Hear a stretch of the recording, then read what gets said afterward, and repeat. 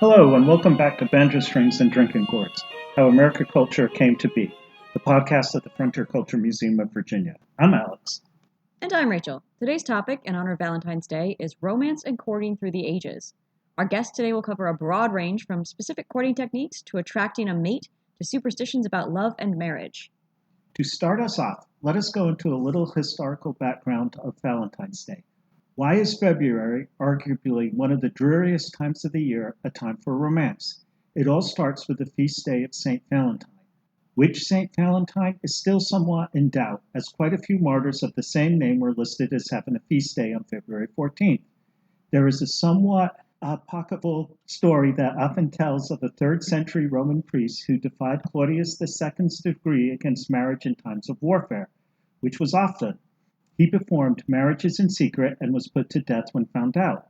The other version is of a martyr sentence for helping Christians. He converted many, even his jailer's family, and sent messages from prison asking to remember your Valentine. Do we actually know the true history? No. But like with many Christian holidays, there did happen to be a Roman holiday, Lupercalia, celebrated on February 14th through the 15th. Young men would draw lots on the evening of the 14th to name their female partners for the following festivals. The festivals largely centered on fertility of fields, animals, and young people. The idea of drawing lots to pick your sweetheart continued throughout Europe into the 17th century. In England, of course, the Puritans banned the practice during the Civil War, but Charles II revived the tradition after the Restoration. Once paired, Valentines received often expensive gifts from their paramours. Samuel Pepys, the diarist, complained about the expense of Valentine gifts. It was common to give gloves, silk stockings, or garters, the latter being the more scandalous for being an item of apparel kept under one's petticoats, as covered in this historic verse. Blush not, my fair, at what I send, 'tis found a present from a friend. These garters made of silken twine were fancied by your Valentine.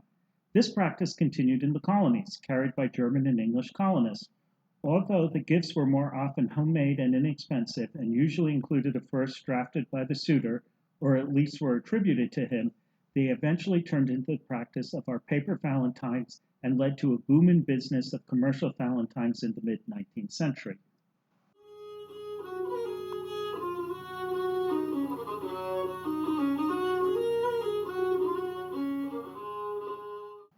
Romance, of course, isn't limited to Valentine's Day. Courting is a year-round activity. And just how people regarded courting couples changed through time. Chaperoning and courting traditions sometimes went to extremes. Sally, you found some very interesting trends about past attitudes surrounding appropriateness in courting. What does it mean to be a chaperone historically? A chaperone is a person who, for propriety's sake, accompanies an unmarried girl in public. The word was used in the 18th and 19th century, and the girl's mother was commonly the chaperone. If she couldn't do it, another woman well known to the family was chosen. Usually she was an older, well-respected married woman or an older, unmarried or widowed woman who was beyond childbearing age. According to an ordinary day in the life of a Victorian chaperone, the chaperone made sure no improper conduct occurred during courtship. Let's quickly define courtship. It's a period of development towards an intimate relationship wherein a couple gets to know each other and decide if there will be an engagement followed by marriage. The chaperone's responsibilities include making sure the young lady never went anywhere alone with a gentleman and never late at night. She never received a man if home alone. She never walked alone. She could, of course, walk with a gentleman if they were at a certain point in their courtship. The chaperone assured that they walked apart, not having any physical contact. Lastly, the chaperone saw to it that the young lady did not ride in a closed carriage with a gentleman, not her relative. The custom in the 19th century for some women in the northern U.S. and among wealthy southern families was to let daughters be alone with male visitors. Of course, there are always exceptions to the rules. The chaperone sounds like the courting policewoman. What were women and men looking for when courting? In the 1600s, men were looking for modesty, a quiet manner, and religious devotion, as well as a careful housekeeper who was both virtuous and frugal. Men also looked for wealth, status, reputation, and personal attraction. Women looked for an honorable husband. For the fashionable, at the end of the 17th century, Courtship was like a game. Men joked of their wooing like a military campaign. At this time, men and women were beginning to marry for love, and marriages were not always arranged by parents for status or financial gain. In the 18th century, American girls were known to have somewhat of an independent streak. These people immigrating to the frontier brought with them the idea of the active woman, specifically a woman who was more involved with the family business, especially with men being gone governing and defending the frontier. In June of 1778, at the Battle of Monmouth, Molly Pitcher took over her fallen husband's gun and fired a few rounds at the redcoats. She was really named Mary Ludwig Hayes, a 21-year-old farm girl from Carlisle, Pennsylvania, who was also a camp follower. Mary was tough, and she had the necessary skill and gumption to meet the challenge of those few hours which made her immortal.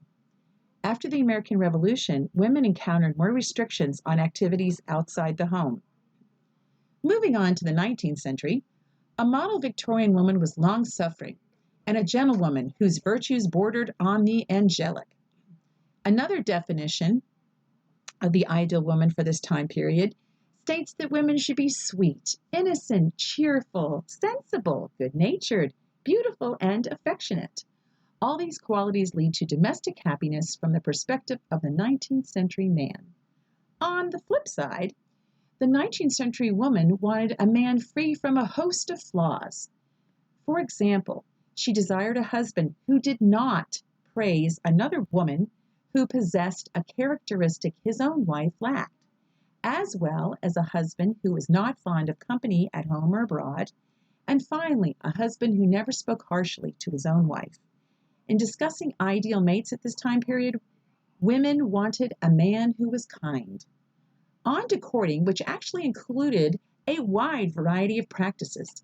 It could begin with a casual meeting at a ball, a fair, or other festivities, then leading to small group gatherings with frequent and regular meetings, proceeding on to close familiarity and meeting as a couple in the parlor. It was believed women could learn through conversation if a man offered mutual love, respect, and companionship.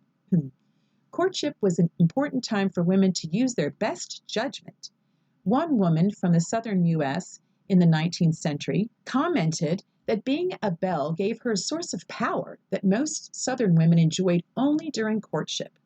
Romantic love was the most important factor in a marriage choice.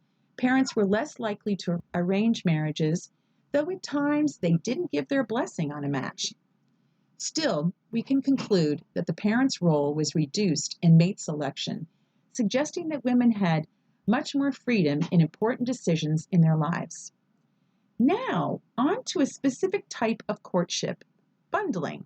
What is bundling? Bundling means a woman and a man who are courting occupy the same bed while clothed. It is often referred to as bed courtship. The very first bundling recorded was between Ruth and Boaz in the Bible. On a side note, bundling was also practiced by strangers because of a shortage of beds. A candle in the window was a sign indicating a bed was available for a weary traveler. With bundling, the pair wrap up in several layers of bed clothing, or at least one of them is sewn into a cloth bag. A bundling board may also run the length of the bed to separate the pair, or possibly a bolster or a pillow could be placed between the couple. Our listeners probably remember seeing The Patriot. There is a scene in the movie depicting bundling between a courting couple. Bundling has its origins in Wales, England, Scotland, Ireland, Germany, and Dutch Holland. The practice continued in America. The parsimony of the people may have led to the beginning of bundling. Imagine how unpleasant it would be for a courting couple to sit together in the colder part of the year without a fire or candles. It seems sensible for a young man traveling a far distance, like 10 miles or more, just to see his sweetheart, that he should be permitted to enjoy a harmless chit-chat with her in bed and then nod off for a good night of sleep. Saturday and Sunday nights were principal evenings for bundling. Bundling was a test of sorts for the courting couple. They understood that innocent endearments should not be exceeded. The parents of the fair lady sanctioned bundling by often tucking in the young couple. The Puritans thought bundling was certainly innocent, virtuous, and prudent, or they would not have permitted it to prevail among their offspring. The freedom was seldom abused, or so one would think.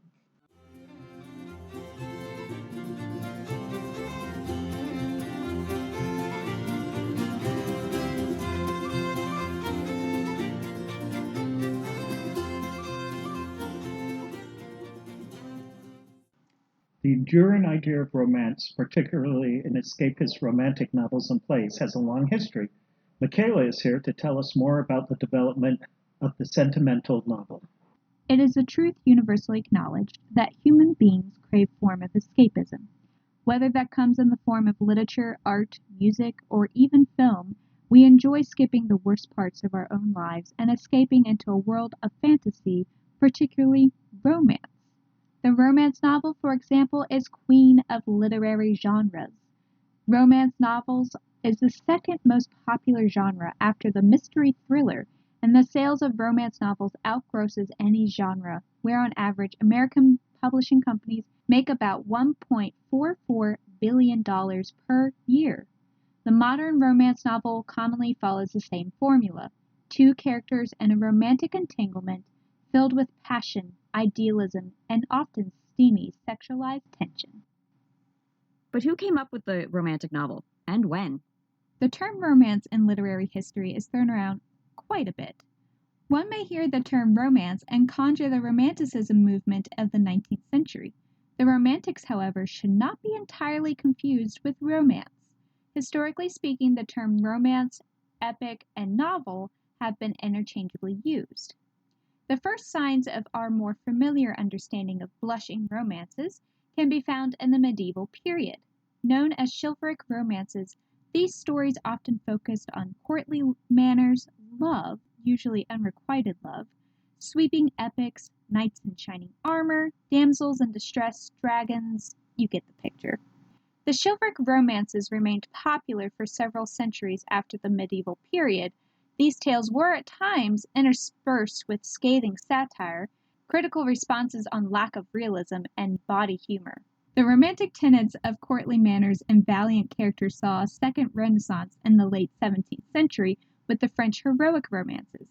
Heroic romances were distinguished by gallant and undaunted heroes with unwavering loyalty to their loved ones. While these books were primarily meant for entertainment, there was an undertone of honor and morality meant to inspire younger, more impressionable audiences. So what was the first true romance novel? We're still not quite to the true romance novel. Moving into the 18th century, we saw the advent of a fresh genre, the sentimental novel. The first accredited sentimental novel, Pamela or Virtue Rewarded, was published in 1740 by writer and printer Samuel Richardson. Pamela features a 15-year-old maidservant who is employed by a Mr. B, a wealthy landowner. Mr. B makes several dubious advances towards Pamela. They eventually marry after he reforms his questionable character. Today, the novel sparks heated debates on feminism, sexual assault, and consent, but at the time of its publication, the novel was an overnight sensation. An excerpt appeared in 1777 outlining the novel's reception. The blacksmith of the village had got hold of Richardson's novel of Pamela or Virtue Rewarded, and used it to read aloud in the long summer evenings, seated on his anvil, and never failed to have a large and attentive audience. At length, when the happy turn of the fortune arrived, which brings the hero and heroine together and sets them living long and happily, the congregation were so delighted as to raise a great shout, and procuring the church keys, actually set the parish bells ringing. Richardson certainly wasn't the only author to imagine the rakish man reformed by a lower class, yet virtuous female.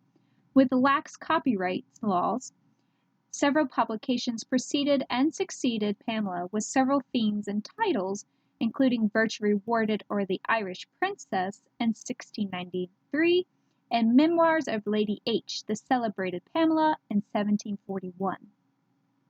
So when does the sentimental novel fall out of favor? The sentimental novel remained a staple bestseller genre for several years, but the narrative shifted because of one remarkable woman, Jane Austen. Austen novels of realistic social commentary feature biting irony, comedic characters, and skeptical tone. Her novels poke holes in the sentimental novel logic, yet Austen still relied on romance and marriage to complete her stories. Pride and Prejudice, considered one of the most popular romance novels of all time, features a sharp-tongued Elizabeth Bennet falling slowly in love with the rich but aloof Mr. Darcy, all under the umbrella of societal pressures to marry. Jane Austen completely bewitched audiences across the globe, making her one of the most memorable authors of all time. I hear, though, that not everyone likes Jane Austen. Sacrilege. Indeed. The Bronte sisters, Anne, Charlotte, and Emily, spoke ill of Jane Austen's style. Charlotte, in particular, writes a letter about Austen. The passions are perfectly unknown to her. The Bronte sisters' novels are very unlike Austen's blistering realism. Wuthering Heights by Emily Bronte, The Tenant of Wildfell Hall by Anne Bronte, and Jane Eyre by Charlotte Bronte all feature moody and broody men alongside strong-minded female protagonists. High passions, gloomy settings, and intriguing mysteries align these novels in a new subgenre of romance, the Gothic novel. Several publications later follow suit, changing the sentimental novel genre, including Sir Walter Scott's rebirth of the historic chivalric romances like Ivanhoe, the coming-of-age novels like Little Women by Louisa May Alcott, and cynical perceptions on the sentimental novel like Madame Bovary by Gustave Flaubert. As time marches on, our romance novel flourishes with the varying genres and much-needed escapism from society. What about the 20th and 21st centuries? The early 20th century features novels such as The Black Moth in 1921 and Gone with the Wind in 1936. Also in the 1930s, many novels like Jane Eyre and Pride and Prejudice received facelifts. The new covers presented white women in large ball gowns and idyllic scenery. Publishing companies began targeting housewives as the main consumers of the mass market romance with more daring covers and titles. In 1970, with the second wave of feminism in tow, the first accredited bodice ripper, The Flame and the Flower, was published. The novel highlights audacious explicit scenes and steamy language. In the 21st century, the romance novel expands its subject matter with more diverse characters, genre, and storylines. Today, we see romance novels adapted into film and TV shows such as Outlander and new Netflix series Bridgerton. Despite the change of time, I do believe the romance novel, with its enduring adaptability, is here to stay.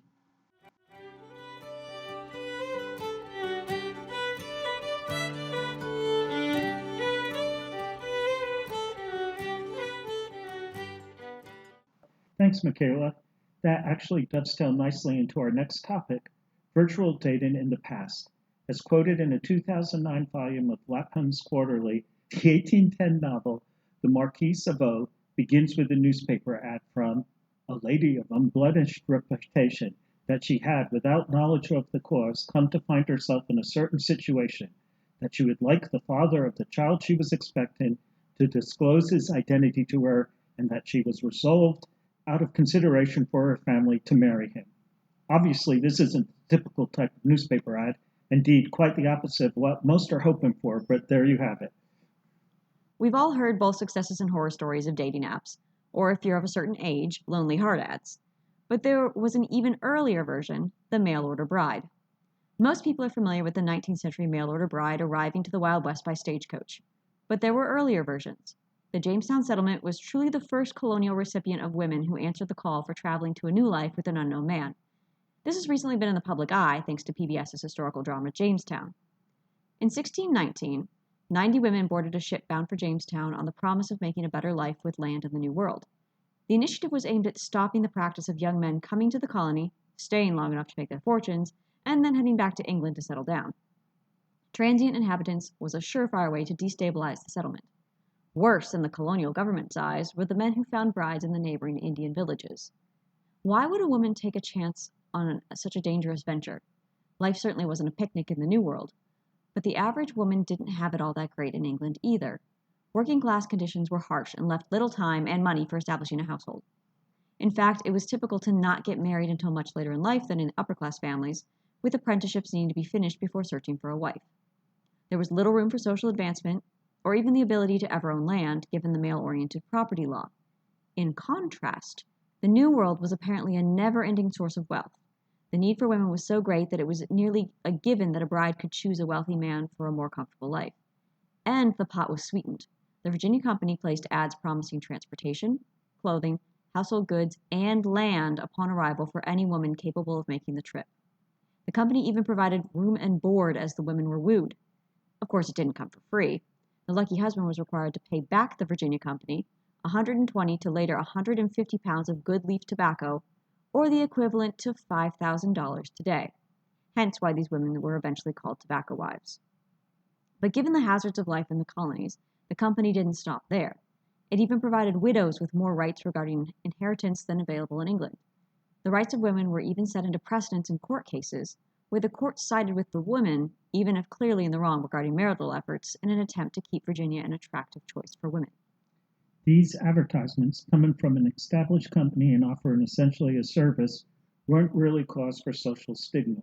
However, when the first known personal ad in a newspaper was placed by a lady in 1727 in Manchester, England, scandal abounded. The lady in question was even reprimanded to an asylum.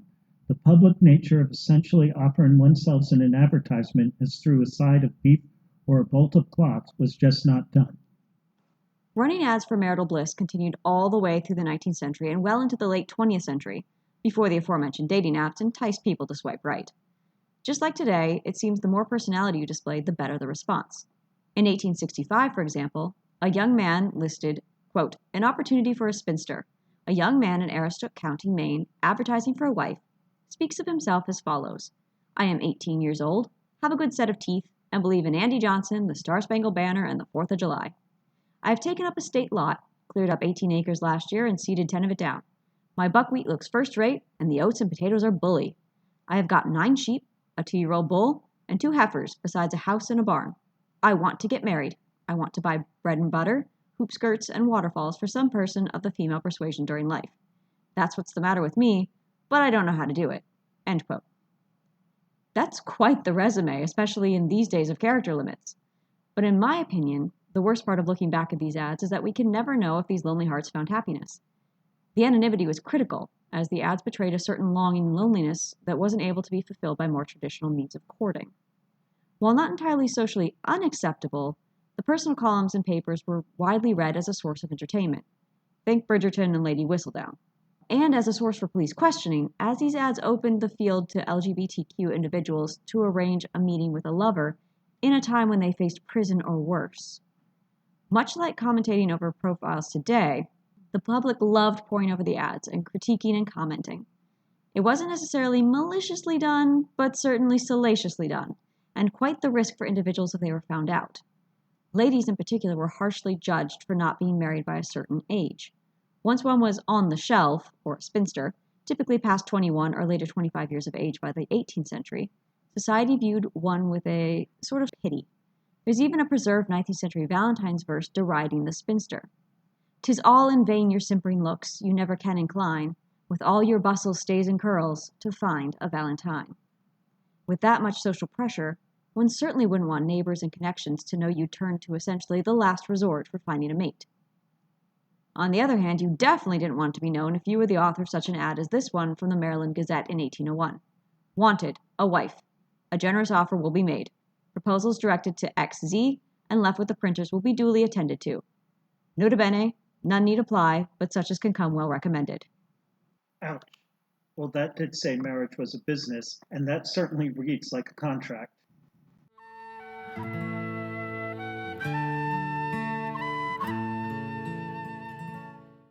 Now, for those not willing to leave fate to chance, there were quite a few superstitions, traditions, and charms throughout history meant to entice your sweetheart or help pin down your soulmate.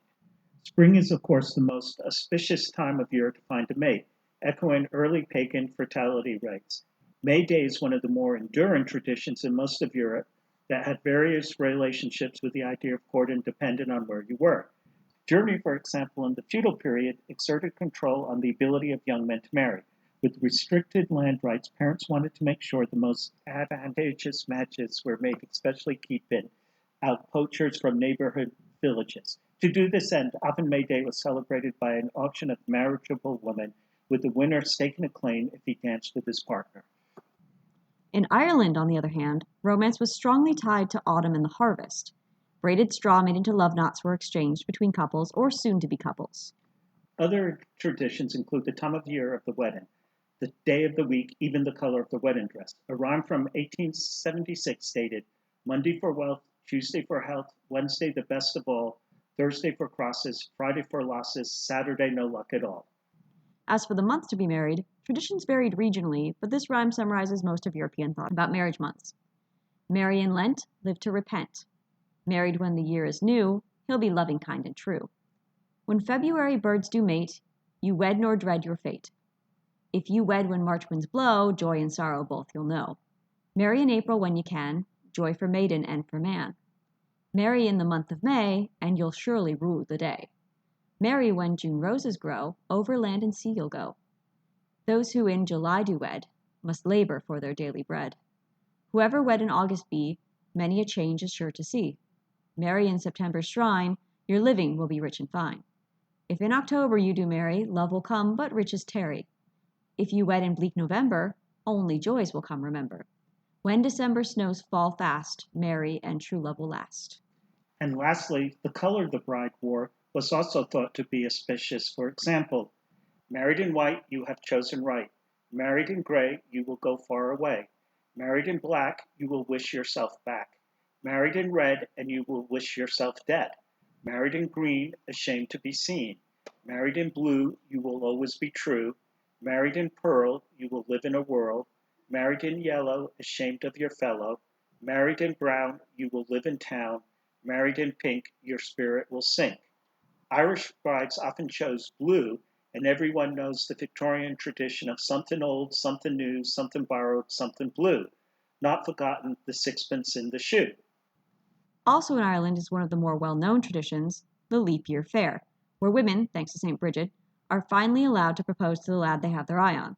Traditionally, if the man refused, he owed the lady a gown or a new pair of gloves for every month of the year. Economically, it was sometimes more sound to get married. On a more serious note, enslaved people in the United States also had their own traditions regarding courtship and marriage, even if those families were often torn apart by the decisions of white men. These traditions existed where they could, as memoirs often tell of being ordered to marry a complete stranger, possibly from a neighboring farm, in a white man's ceremony, or even just being told two people were now married.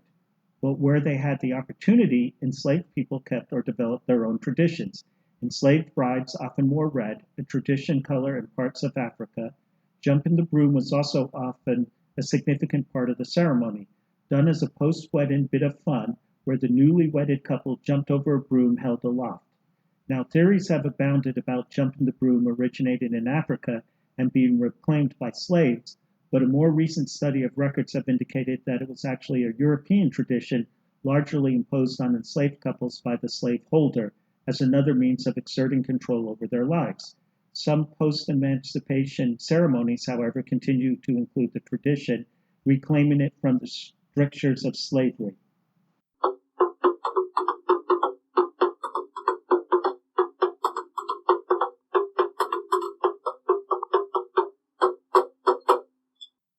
The fun part is the superstitions. Most people have probably heard of the colonial era tradition of letting an apple peel form the first letter of the name of the man you'll marry, made popular by the TV show Charmed. But some of these just get weird. Not to mention the fact that these superstitions were pretty much charms, something that didn't so much as skirt but were flat out witchcraft, albeit of an apparently acceptable type. Placing a piece of wedding cake under your pillow was meant to bring dreams of your future spouse, but honestly, that just sounds messy. Another apple-related superstition was to toss an apple pip or seed into the fire. If the seed cracked, the gentleman in question did indeed love the lady. Many other superstitions involved animals as harbingers of good or evil fate. Pigs in front of the wedding party, bad luck. Pigs behind the wedding party, good luck. Most animals were bad luck, but lambs, toads, and spiders were good luck in England. In Germany, if a girl knocked on the chicken coop on Christmas Eve, she could learn if she was to marry or not. If a rooster made a sound, she would. If a hen did, she wouldn't. Also, if she threw her shoe over her shoulder at the door, the direction of the toe will indicate if she'll marry.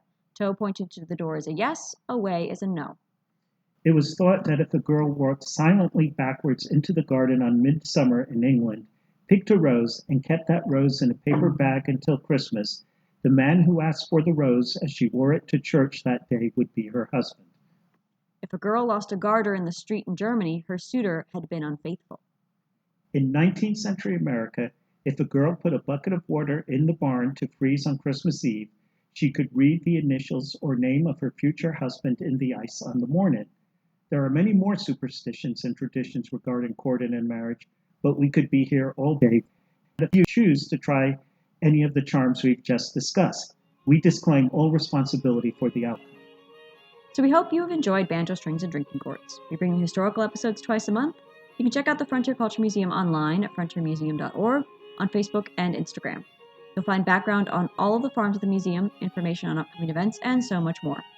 If you enjoyed listening to this podcast, please consider visiting the website and clicking the donate button. Donations to the American Frontier Culture Foundation support programs like field trips, summer camp, and special events. We greatly appreciate it. See you next time.